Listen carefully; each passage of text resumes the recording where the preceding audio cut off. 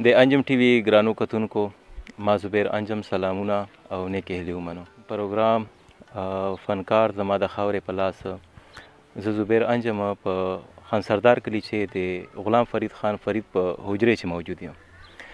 غلام فرید خان فرید هغه شخصیت ته چې ډیرو خلکو بیا د ده خوږ آواز او د ده خوږه شاعري اورېدلي خو نږدونه بیا څوک نه پیژني. نن ما کوشش کړی ده چې زه تاسو نږدونه په تاسو باندې وپېژنم.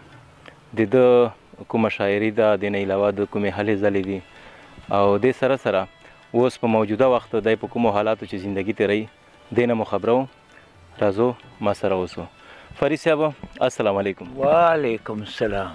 څرنګه تاسو ښه یو؟ الحمدلله د الله پاک په پاک ذات نه راضي. فرید خان صاحب دا خبره وکړه چې ریډیو میدان ته تاسو څرنګه راغلو او دې نه علاوه پیدایش مو چیرته سوی ده، په کومو خاوره چې مو لیبې کړي دي غټ سوي او چیرته مو سبق ویلی ده. دا ګران کوم کتونکي چې دي دا ټولو حالاتو نه چې خبر کړي چې دا فرید خان صاحب دغه مقام ته څرنګه رسېدو، کومو تکلیفاتو سره د زندګي تېره کړې ده، کوم کوششونه یې کړي دي. نو دا اول نه ونڅه تر اخره پورې داسې په جامع الفاظو چې دا ګران کتونکي خبر کا تر څه ده پورې چې تا پوښتنه وکړه کنه چې ته پیدایش دې چېرته سوی ده او کله سوی ده. نو د ما پیدایش داسې ده چې د ما پلار محمد شریف خان د کاروبار په سلسله چې پنجاب ته تللی و. پنجاب چې یو شهر ده پاک پتن ورته وایي. په هغه زمانې کې خو قصبه و خو نن څه وسیله ده او دا پاک پتن د موجوده سایوال او د یغ وخت د سایوال نام میډګومري و هغې حصه وه. نو د ما پیدایش چې کومه ده په پاک پتن کې سوی ده او هلته یو لوی ولي الله ده چې د هغه نام ده بابا فریدالدین گنج شکر. شاید نام د عام طور باندې خلکو ته چې بابا فرید شکر گنج. نو د ما د باباجي محمد شریف خان د هغه سره چې کومه ده ډېر زیات عقیدت و. نو چونکې چې زه هلته پیدا سوم نو یخ په ما باندې نام هم غلام فرید خان کېږدو. دا سره د پیدایش خبره. دې بعد از دې علاقې چې دغه وطن اوسېدونکي یو څه داسې نه ده. موږ یو څو کورونه هلته په شیر کلي چې دي هغه سکندر کلي چې دي دا معجز غریب خانه ده. تربرونه شکر ده ډېر یو خلک مو قدر کوي، عزت مو کوي. تر څه ده پورې چې د تعلیم کیسه ده نو ما ابتدایي تعلیم د ګورنمنټ پریمري سکول نورنګ چې داخله کړې وه خو چونکې هغه لرې و نو پاتې سو. بیا په سکندر کلي چې کوټ که سکندر خان چې کومه ده سکول جوړ سو نو ما باقاعده تعلیم چې کومه ده د کوټ که سکندر خان نه وکړو. په خبرې باندې ورسېدې. بیا د څلورم پاس کولو نه بعد زه هغه ته لاړم ګورنمنټ پایلټ سیکنډري سکول سره نورنګ اوس خو هایر سیکنډري سکول وتی خو د موږ په وخت باندې ګورنمنټ پایلټ سیکنډري سکول و. نو تر لسم پورې مې دلته سبق ویل. بیا وخت و د حالاتو مقابله مې کوله. بنو ګورنمنټ پوسټ ګریجویټ کالج بنو ته لاړم. بهرحال تر کال 1989 یعنی یو کم اتیایم پورې زه په بنو کې ما سبق ویل. نو دغسې د تعلیم حاصلولو نه پس مسله دا جوړه شوه چې آیا روزګار به څه شی کوي. نو موږ د والد محترم دکان و الله پاک دې جنت الفردوس ورکړي سره د ټولو مؤمنینو مؤمناتو مسلمینو مسلماتو. نو هغه دکان چې به زه د سره ما ناسته کوله باباجي سره به لګیا باباجي سره به لګیا وم. نو دا هغه حالات و. خو دلته یو شی بل در وشو چې ما که سبق ویلی ده په خپل محنت مې ویلی ده ځکه چې ما ادې وفات سوه. نو ما چې ادې وفات سوه نو کور خلوک سو. زه خو ماشوم و. نو د خوراک شاک انتظام د جامو وینځلو انتظام دغسې نوره ډېره خو د ما پلار ډېر جوانمرد سړی و، ډېر حوصلهمند سړی و. ما ته دا ټول انتظام وکړو خو په ما سبق وي. ما ته دا ټول انتظام وکړو خو په ما سبق وي. فرید خان صاحب دا خبره کوم چې تاسو خو ماشاءالله سبق هم ویله، دې سره د پلار په پرورش چې دغه مقام ته رسېدلو چې هغلته به د سره په دکان چې موجود و. نو دغه کوم تا چې د کوم شوق رنګونه چې د شعر و شاعري اصلاح او د نه علاوه طنز و مزاح دغه صفتونه ته چې څرنګه پیدا سول؟ چې داسې پیدا سول چې زه په پلار ډېر ګران وم. ما ته وایي چې ما دې نه وه، ادې مې وفات وه. نو پلار به مې شاعري کوله. نو په هغې زمانې چې به مشاعرې کېدې نو چې بابجي به مې څه نو زه بیا د ځان سره بیولم. نو زه بیا د مجبوري به وه که نه، زه بیا د ځان سره بیولم. نو هغه زمانې چې د شاعران دومره ډېر زیات نه وو. ما ته یاد سي چې د صوبې په لیول باندې مشاعره وه په نولان چې 33 که 34 کسان راغلي وو. لوی هغه چې 34 کسان بیا دا یې وایي چې 2 3 وارې وې که نه پر سبا څه په دې چې ولې د چرسدې نه واخله تر پېښوره پورې و، د ټانک نه واخله تر لکې پورې دا خلک راغلي وو. بیا 34 کسان. اوس خو شکر الحمدلله نورنګ د شاعري په حوالې ډېره زرخیزه دی. یوې ګنټې په نوټس باندې 50 شاعران وي. فرید صاحب شعر و شاعري خبره تا وکړه چې په ما باندې د مشاعرو او د نه علاوه د پلار شاعري ډېر غټ اثر ده. نو دغه خبره خو په خپل جي باندې، خو تاسو بیا دې نه بعد ریډیو ته څرنګه لاړلو؟ دا خبره درته کوم خو دې نه مخکې چې دا تا بابجي د شاعري کیسه وکړه، دا خبره زه به په کل عام کوم، علل اعلان یې کوم چې د لکي زیلې اولنی د پښتو شاعري کتاب د ما بابجي محمد شریف خان چاپ کړی ده. یعنې شاعران وو خو چا قدم نه څه اخیستی. ما بابجي غریب وو خو کتاب چاپ کول څه ګپ هم نه و. او کمال به چې دا ده چې په 3 میاشتو چې نه اډیشن ختم سو. ماشاءالله. ګرانو کتونکو دلته د دې خبرې وضاحت کول غواړم. تاسو وایئ چې د شریف خان څوک ده؟ شریف خان نورنګوال یو داسې شخصیت چې په سرای نورنګ چې د حکمت دکان و او د نه علاوه په شعر و شاعري چې ډېر غټ نام و. دا د غلام فرید خان فرید صاحب والد محترم و. اوس خو په دې دنیا باندې نشته، الله پاک ته جنت الفردوس ور نصیب کړي. خو په خپل وخت باندې که په حکمت و او که د نه علاوه په شاعري میدان چې و نو ډېر ښه نام یې جوړ کړی و. شعرونه به یې درته ووایم قربان ارشاد. چې نن مې په لاس کې چې نیولي دي ریبار ګلونه، نن مې په لاس کې چې نیولي دي ریبار ګلونه، ښکاري زما دپاره وردي زما یار ګلونه. ډېر ښه. نن مې په لاس کې چې نیولي دي ریبار ګلونه، ښکاري زما دپاره وردي زما یار ګلونه، چې امبري زلفې مدام پرې راخورې ورې وي، چې امبري زلفې مدام پرې راخورې ورې وي، ځکه دې جوړ شول نازنینې په رخسار ګلونه. په شریف خان نورنګوال ولونده په ژوند کې ګلان، پس د مرګي نه چې لوندې په مزار ګلونه. ډېر خواږه شعرونه.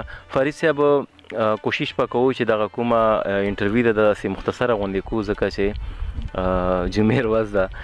نو دې خبرې طرف ته به راځو چې تاسو ریډیو ته څرنګه راغلو او هلته خو به ډېر په سفارشتو باندې دغه مقام ته خلک رسېده، تاسو څرنګه ورسېدل؟ دا صرف داسې لکه نن جانانه چې د 3 جنوري 1981 یعنی د جنوري د میاشتې 3 تاریخ و سن 81 یعنی یو اتیایم کال و چې ما ته څرنګه چې تا ته ویله چې زه به بابجي سره دکان چې نڅېدلم نو بابجي مې اطلاع وکړه. نو بقول افسر الله دلسوز د بابجي دکان مې چې کومه ده یو سړی ته ده ورښولی و چې دلته څوک مېلمانه راغلي دي چې زه دکان ته لاړم. نو یو شربګان استاد خدای دې جنت الفردوس ورکړي. یو عرفان الله عرفان و، نن سبا هغه هم وفات ته، ځکه چې د ریډیو ریټایرمنټ نه پس چې کومه دغه کنیډا ته به ته ورته، ځکه چې اوس یې ولی و. یو بل سړی و ډرایور و، ګاډی و. نو کیسه دا چې ورته سره چې موږ ریډیو پاکستان چې ډي خان چې ریډیو سټیشن ده، هغې دپاره موږ ته د رایټرانو ضرورت ده، موږ ته د کمپیرانو ضرورت ده، موږ ته د اناونسرانو ضرورت ده. نو ته موږ ته چا ښولی چې دا سړی د پښتو د لیکلو هم ماهر ده، ویلو هم ماهر ده. خو دلته دا وضاحت هم وکړم چې هغې زمانې چې به یو څو رسالې وتې پېښور نه، لکه کاروان و، یو کومه د جمهوري اسلام و، داسې مختلفې رسالې وې. نو هغه ته به ما لیکل هم کول. نو هغه شاید و په نظر چې و. نو ما ته وی چې که ته موږ سره لاړ سي نو ښه بهتره خبره وي. پلار وی چې خو لاړ څه کومه خبره ده. نو زه د دو سره لاړم. نو چې زه دو سره لاړم، شپه مو په لکۍ چې وکړه. افګار بخاري د خدای وبخښي هغه مړۍ کړې وه. نو شپه مو خواته وکړه، سبا ملې لاړو ډي خان ته. نو چې ډي خان ته لاړو نو هلته ما اډیشن ورکړو. نو اډیشن چې زه کامیاب سره، نو اډیشن هم 3-4 قسمه د رایټینګ وشو. چېرې یو ته څه شی لیکې، ویلو لیکلو چې خو ډېر فرق دی که نه. نو هغه مې وکړو. اناونسري، دې نه علاوه کمپیرینګ. غرض ده د کیسه لښکر مختصره و چې په 14 جنوري ما ته وویل څه چې ته سلیکټ یې، ته کلي ته لاړ شه، ځان سره بستره یا څه شی سامان لرې. نو دغسې په 15 جنوري کال 1985 خبرې باندې ورسېدې. یعنې دا تقریبا یوه نیمه میاشت کم 43 کاله به برابر شي. 43 کال به شي غالبا په دې. نو زه رانه کلي ته پلار ته مې ویل چې ما خو دا سلیکشن وسو، خو بیا یې. نو 15 جنوري کال 1981 نه زه د ریډیو پاکستان ډېر اسماعیل خان سره منسلک شوم، او ما په دې حوالې مختلف پروګرامونه وکړل. مختلف پروګرامونه مې وکړل، په هغې چې کرنټ افیر و، په هغې چې کومه ده عام پروګرامونه و. زه مړه کرکیلې پروګرام مو پکې کړی ده. نو تر 21 دسمبر سن 2005 پورې زه په ډي خان شوم. د دسمبر د میاشتې 20 تاریخ اخرنی پروګرام کړی ما په کال 2015 چې، خو 2015 چې په 26 جون 2005 چې ریډیو پاکستان بنو جوړ شو، نو مشوره راکړه چې ورې لاړ شه. نو هلته ډي خان چې کوم سټیشن ډایرکټر و فیاض بلوچ صاحب، هغه هم وویل، او دلته عارف الله خان ویل چې موږ ته سخت ضرورت ده. نو ما ته هم ضرورت و، نورنګ و بن خو ډېر نږدې دي. نو زه په 21 دسمبر 2005 باندې هلته نه راغلم. 22 دسمبر ته هلته نه ریلیز نه داسې وګڼئ که نه. نو دلته چې راغلم نو 1 جنوري 2000 چې نه ما باقاعده پروګرامونه ټول.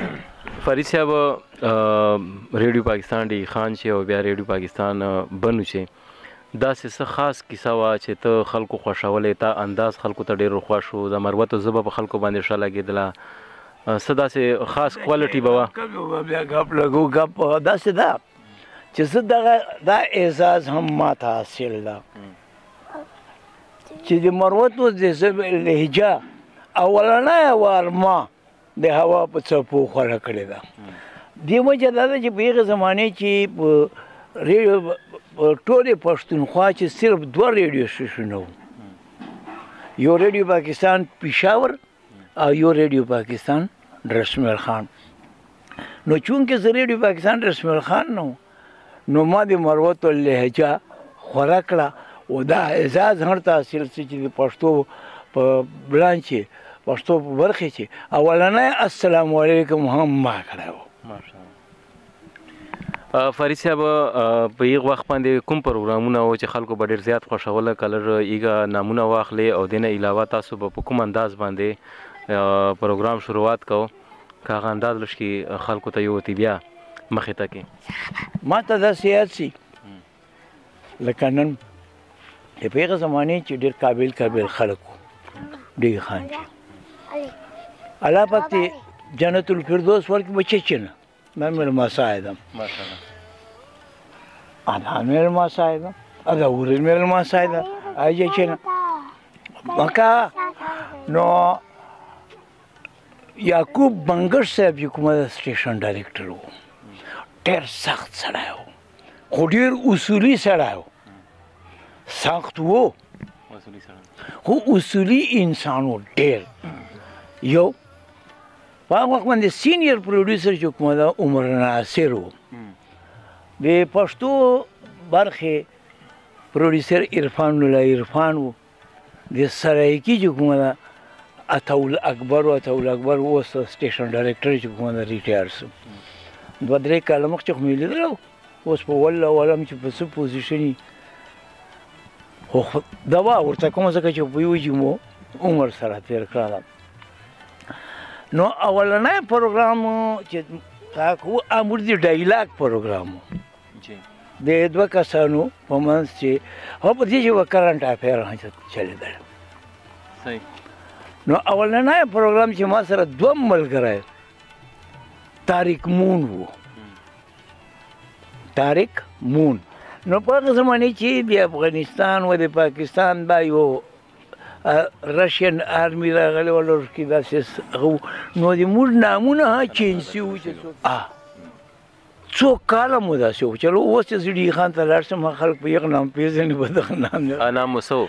ګلې جانان. ګلې جانان کلر موږ ته هغه کومه پروګرام تذکره موږ وکړله که هغه پروګرام تاسو لږ کې ګرانو کتونکو ته د ایږه یو څو کړی پیش کو په کوم انداز باندې به تاسو مایک ته ورغېدلو؟ عامې خبرې وې خو دا به چې لږ کې به احتیاط نه کار اخیسته سو، نور څه داسې نه وه چې په هغې خو دا ده چې ما اواز ډېر خوږ و، ډېر خوږ و، ځواني وه. بل دې نه علاوه حقیقت درته وایم تاسو ته به وخاندئ کمپیران به له مایک نه ډارېدل، مایک به له ما ډارېده. ته وایې چې مایک څرنګه درنه ډارېده مطلب دا دی چې ما به داسې انداز پروګرام کوو چې هلته هغه ستن لګېدلي که نه هغه سرو ته خاطله نو ورته یې که نه چې ستنې سرو ته خاطلې ده نو هغه سرو ته خاطله بهر کې ما پروګرام به ډېر خلکو خوښوو. په هغې زمانې چې خطونه وو زه تا ته یو بل مثال یې در کوم. هغې زمانې چې خطونه وو دا موبایلونه وو دا شیونه نه وو نو ایوریج 300 خطونه به د موږ ته روزانه د پروګرام چې د شاملېدو دپاره تر 300. فرید صاحب تاسو آواز چې تاسو آواز ماشاءالله دروند ده او دینه علاوه بیا مروت زه به خاصه هم په خلکو باندې ښه لګي خو ما لکه سوال دا کړی و چې تاسو به یو ټیم چې کوم پروګرام کوو پروګرام نام سو دینه علاوه تاسو به هغه پروګرام څرنګه سٹارټ کوو هغه انداز کله تاسو خلکو ته وصیت بیا بیان کو چې هغه زاړه وختونه خلکو ته بیا یاد سي. انداز چیرته سي چې 5:45 باندې په حکم 6 بجې به موږ پروګرام شروع کوو. کاروان پروګرام چې په یو کلیوالي علاقې خبرې وي دې نه علاوه صدر چې ویلي دي وزیر اعظم چې ویلي دي ګورنر چې ویلي دي په هغه باندې یا سړی هغه کوو هغه مو داسې کوو چې طارق مون د خدای ژوندی لري نو به سلام ورواچوله به ما سلام ورواچو وجله به وه که نه السلام علیکم وعلیکم السلام ګل جانان خو ډېر ډېر ناوخته کوي یاره ناوخته وبه ما پلنی چار وه عام طور باندې ته کښېنه مړه یو خو موږ ستا ته چې کومه ده انتظار کوو اخبار دې په ترخ چې نیوله درته وایي نو په اخبار چې څه لیکلي دي اخبار چې چا صدر کوم بیان و یا وزیر اعظم کوم بیان و نیخته به موږ دا شای وکړو چې دا سړی اوس اخبار نه لګیا ده بیا به مو د هغه بیان په ثمراتو باندې داسې کوو چې زه طارق مونسلم او ته ګل جانان سلې پروګرام سٹارټ کوو السلام علیکم ګل جانانه څرنګه شئ وعلیکم السلام وعلیکم السلام شادي خان څرنګه یاره خیر خوشي ده خو نن خو د ډېر زیات ناوخت یاره ناوخت مې په دې کې چې باران و او دا موږ وطن د چیکړو مرکز ده یو قدم به مخته ځې دوه قدمه به شاته به د چیکړې رغی نو ستا نه پوښتنه کوم چې زه اوس څرنګه رسېدم خو دا شکر ده چې خدای تا نه به کړی اخبار مې ځان سره راوړی ده یاره ګل جانانه دوره مې تبه شسله ما خو ما نه دغو چیکړو ته نه ورلورېږي دا شکر ده چې روغ راغلی دا شاید چیکړې دي وي چیکړې به پستی چې باراني او باران د الله رحمت ته باران د مځکې آبادي ده چې باران ووري فضا صفا سي مځکه فصلونه وسي غلې وسي دې نه علاوه بیماریانې ورکې سي باران په اولې دوره ورې وي چې باران د مځکې آبادي ده شیرینه یاره زه په تا آباد یم شاه ګل جانانه دا خبره خو صحیح ده خو دا اخبار د ترخ چې نیولی د دې چې څه لیکلي دي یاره ما راوړه ده ما وایي چې ته به د ما نه خامخا پوښتنه کوې نو په دې اخبار چې د صدر پاکستان یو کښلی بیان ده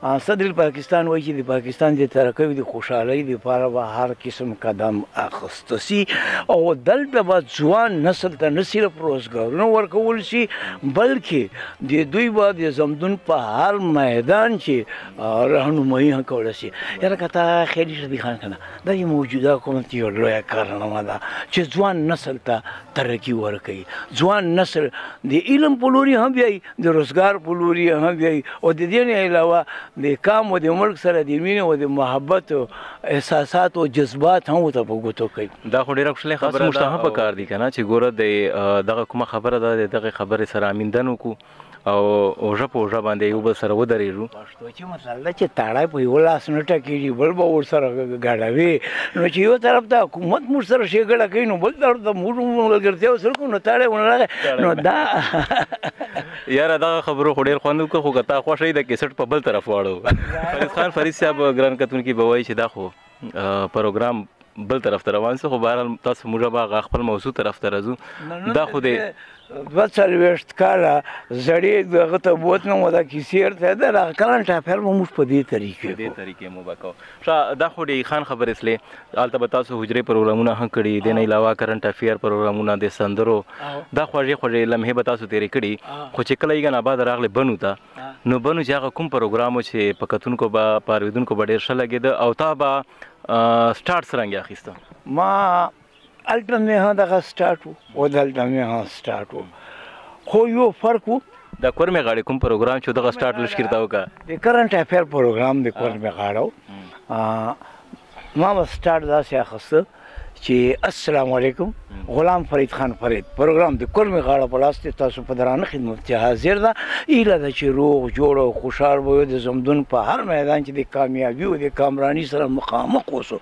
په شونډو مو همیشه خنداګانې خورې اوسه جې لکه څرنګه چې تاسو ته معلومه ده چې د هېواد د ترقۍ او د خوشحالۍ دپاره د موجوده حکومت اقدامات لکه د لمر روښانه دي خو ضرورت دې خبره ده چې موږ د حکومت د لوري نه چې کوم اقدامات کولی شي د حکومت سره په هغې حوالې باندې مکمله ملګرتیا وکړو نو دغسې به هغه اقدامات رنګ رالي او د موږ د ګرانو خوږ وطن پاکستان به د ترقۍ د خوشحالۍ په میدان کې مخ په وړاندې لاړ شي خوښه مو ده که نه بلکل هم خوښه ده زه د دې په انعام چې یوه خوږه غوندې سندره ماشاءالله الله پاک ته اختتام به پروګرام په اخره چې کوو نو دا خو د ریډیو پاکستان که هغه ډي خان سټیشن او که د بنو دغسې کوم نور پر واقع چې د چینل دي پوهېږه چې ها تاسو د مروتې کوم د مروتواله ژبه چې ده ما ډېره خوره کړې ده او دا ښایسته چې کومه ده هغه اعلان وایي چې رحمان بابا یو شعر ریاض څه چې که د ستا د ښکلي مخ عاشقان ډېر دي که د ستا د ښکلي مخ عاشقان ډېر دي زه په ټولو کې اول یم دویم نه یم ما فرید صاحب دې سلسلې چې کردار ادا کړی ده 42 سال د هوا په څپو ما د مروتزونې ژبه د مروتزونې لهجه نور خپل د ملا وړوکي وکړه نه نو د کجورې اډوکي به مخ کول دغه ته به موږ ګیکڼې ویلې شاید تا هغه کوي نو هغه د ګیکڼو تذکره مې کړې ده فرید صاحب دا خبره سٹارټ سم فرید صاحب د ریډیو خبرې خو وسلې شاعري طرف ته به مخ راواړو شاعري چې ډېر صنفونه دي سندره ټپه غزل او داسې نور ډېر بلا صنفونه دي خو تاسو په نظم باندې ډېر زیات کار کړی ده که چیرې تاسو شخصیت ته په غور سره وکتل سي نو تاسو ته د زندګي کوم کښلي رنګونه دي هغه ډېر زیات خوند درکوي او دا کښلي رنګونه چې کوم دي اکثره خلک په غزل چې بیانوي خو تاسو نظم طرف ته انقلاب طرف ته مخ راړولی ده د دې څه وجه ده د دې وجه دا ده چې نظم واحد صنف ده چې په هغې چې ته د خپلو احساساتو او د جذباتو صحیح عکاسي کولی سې ترجماني یې کولی سې خپل د زړه او د ذهن باندې چې څه دي بیانولی سې او بلکې زه اوس دا خبره ډېره په هغه سره کوم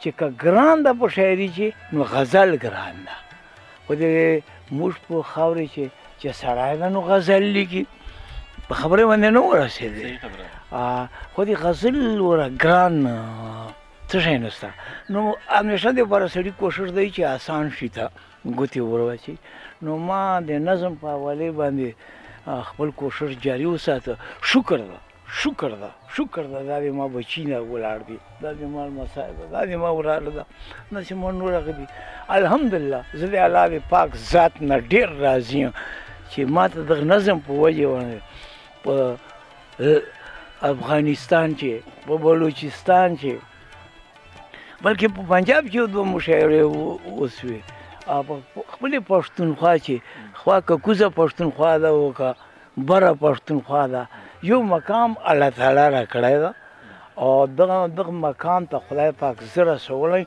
هغه وجه ده چې ما هغه نظم د تسلسل قایم وساته تر څه ده پورې چې غزل ده که نه نو زه دا دعوې سره ویلی سم دا خبره زه په ریډیو او په ټي وي کوم چې که په پښتو شاعري چې ګران شی ده هغه غزل ده ځکه چې غزل د 5 نه واخله پاس پورې شعرونه یو هر شعر خپل هغوی نه مضمون وي او هغې سره انصاف کول بیا چې کومه ده هغه تشبیه ورکول هغه کنایه دا ډېره ګرانه کیسه ده فرید صاحب کتونکو باندې به ډېر انتظار نه کوو دې خبرې ته به دو ډېر ضروري چې فرید صاحب له خولې نه کله شعرونه رباسي نو هغه شعرونه چې اوس په نظام باندې هغه ډېر زیات وایرل سوي او خلکو ډېر زیات خوښ کړي وو که تاسو یو پیره بیا په ګرانو کتونکو باندې هغه شعرونه وارو زه څو به درته ووایم انقلابي به ته وایم به روماني درته ووایم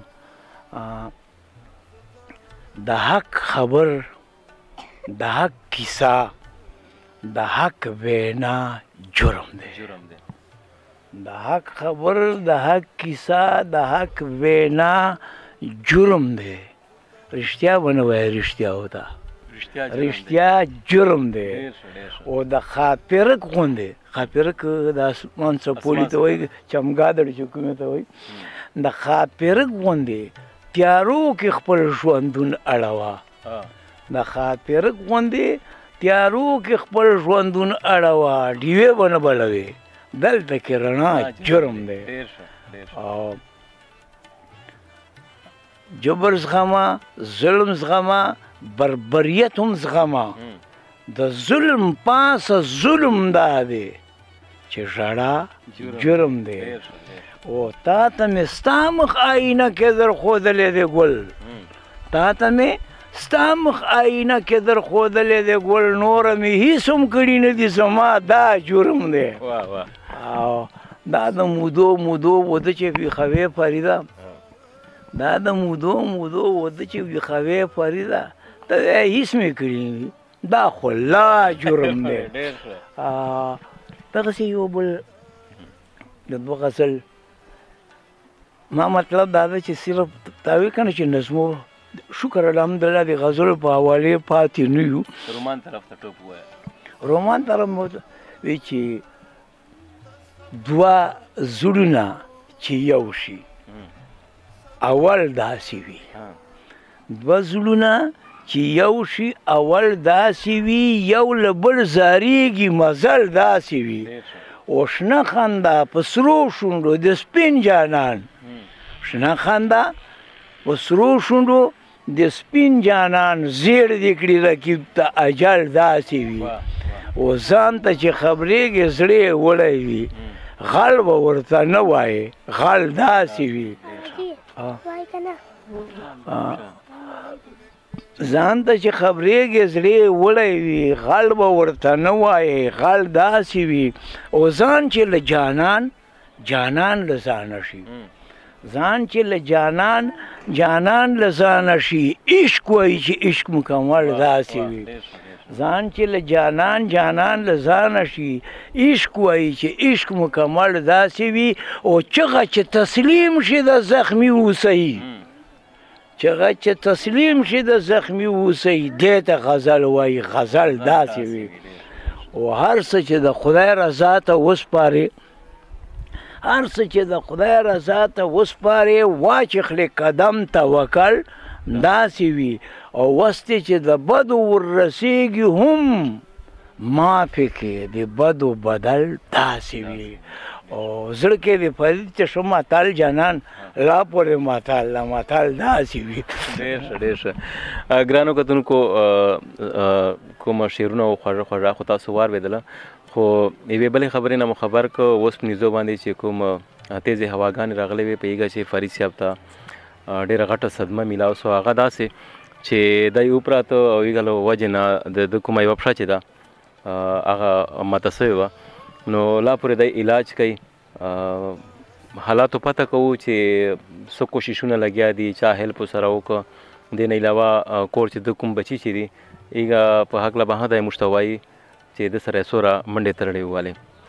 فرید صاحب جی دا هوا شیروال بته د ما دا لمسی دا د کور نه باره و، نشکې د ورښکاره یې که دا له کور نه باره و. دا په مالش کې ګران هم ده، لږ نه ډېر باندې ګران ده. نو ما زړه دک وکړو ځکه چې دا تیزې هوا راتلې.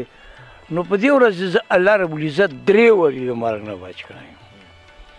یو ور خو دا چې زه په ده پسې ووتلم، نو پاسه نه شمسۍ په دورې کمرې باندې پاس شمسۍ وه، یوه راغله وچه داسې ورته ولګېده لکه دای چې ولغه ده، تڼې تڼې ونېناړه ما ته سره ټوکړې ټوکړې کدار باندې لګېدلې وه. نو مسله خو به وه. دویمه د موږ کور و، د موږ کور په منځ چې یوې زمانې چې دروازه وه بیا بند سوه، نو هغه سلې چې کومه ده دغسې لګېدلې وې که نه، نو هغه سلې چې کومه ده رڼنګې سلې وه، د موږ کور په لورې رڼنګې سلې که بیا بیا در ښکاره کوم هر څه سره زه سره د پروف خبره کوم، ځکه چې ږیره مې تکه سپینه ده. او هغه د چا خبره چې نن ده که سبا ده، دا مال د زرغون شاه د قبرستان په لور اطلاق ده، دروغ د ایمان زیان ده. نو خدای پاک له دغې بچ کړو. درېیم واري بیا خدای د مرګ نه داسې کړو چې زه دروازې ته وروتلم. زه به دستور د دغه ځنکي بچ کولو پسې ځم چې زه وروتلم که نه، نو هغه هوا یوه جونکه راغله چې کومه تیزه هوا وه. نو بس خدای دا رحم ورباندې وکړي چې هغه پرده مې ونیوله، کني د اوسپنې دروازې سره مې تنده یې لګېدله وه، کېدای شي چې دا 3م ور و. بیا چې زه واپس نو دلته یوه خوپړه راغله، زه بیا په ځان نه پوهېدله، خو دومره پوه شوم چې کټ ته یې سره چیک کړی وم. بیا د الله پاک ما د ستر بچی د ډېر عمر چېښتن کړي، د خدای پاک یې د ډېر عمر چېښتن کړي. سیده ماښام ټیم سو هسپتال ته هلته د خدای پاک کرم په باندې وکړي خدای پاک دې چې کومه ده د خلکو دپاره ژوندی لري. ډاکټر خورشید انور زه وکتلم چیک اپ یې وکړ خو هغه خو ورته ویل چې دا چې پېښور ته ورسوبې به ښه به ځکه چې هلته داسې نه ده چې نورنګ ډاکټران ډېر قابل دي دغه نورنګ ډاکټران په پېښور په اسلام آباد چې کار کوي خو هلته په هسپتالونو یا هغه چې کومه ده سهولیات زیات وي. نو ما ته امبولینس ونیوی نو زه لاړم هلته خوشحال چوک ته وایي خوشحال چوک نه نه یو ځای ده ناصر مامن سنټر هغې چې ډاکټر تیار کړو ډاکټر خوش قسمتي سره دی نورنګ و ډاکټر جاوید اقبال نومیږي دی نورنګ و نو هغه ډېر باندې وځورېدو ځکه چې خپله خاوره خو ډېر هغوی نو هغه ما اپریشن وکړو او کامیاب اپریشن یې وکړو. نو نن شکر الحمدلله زه شورېدی سم خو په د هغه باندې څپېړیو باندې او د ډاکټرانو وینا دا ده چې مانې یو دوه درې میاشتې دی چې دغه وجود چې زخم هغه چې کومې پردې مردې دي دغه پخې سي. ګرانو کتونکو کوم د فرید صاحب زندگی و د نه علاوه اوس په موجوده کومو حالاتو چې د ټیم تیری دا ټولو نه مو تاسو خبر کړو ډېر نیوزونه مو دی در باندې ولیده.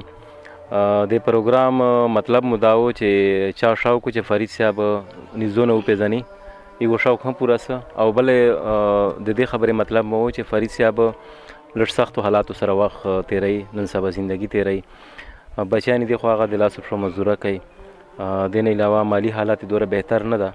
نو تاسو نه دا گزارش ده چې د خپل خاورې خاصه هم قدر کول پکار دی او بیا د خپل خاورې کوم دا ملغلره چې دغه ډېر قدر کو ځکه چې دو په وجه باندې مروت کوم مروت او زبا خلق پیژني او چې ته دو ریپرزنټیشن کړای دا د خپل خاورې نو فرید صاحب هغه ځلند ستوري ده چې تاسو موږ بیا د دو قدر کو لاس نه نیسی. خو موږ د دې خبرې اعتراف کوو چې فرید صاحب سختو حالاتو سره زندگی تیری مالی حالات کمزوره ده. تاسو موږ ته پکار دي چې دغه خاورې دغه ځوانه دغه ځلند ستوري موږ قدر وکړو دو سره هیلپ وکړو او کوشش وکړو چې فرید صاحب باندې داسې نور کوم کسان دي هغه هم مخ په وړاندې راولو. ان شاء الله یو بل پروګرام چې بیا تاسو سره مخ په وړاندې راځو تر هغه پورې زبیر انجم او کیمرامین آصف الله ته ورکو اجازت.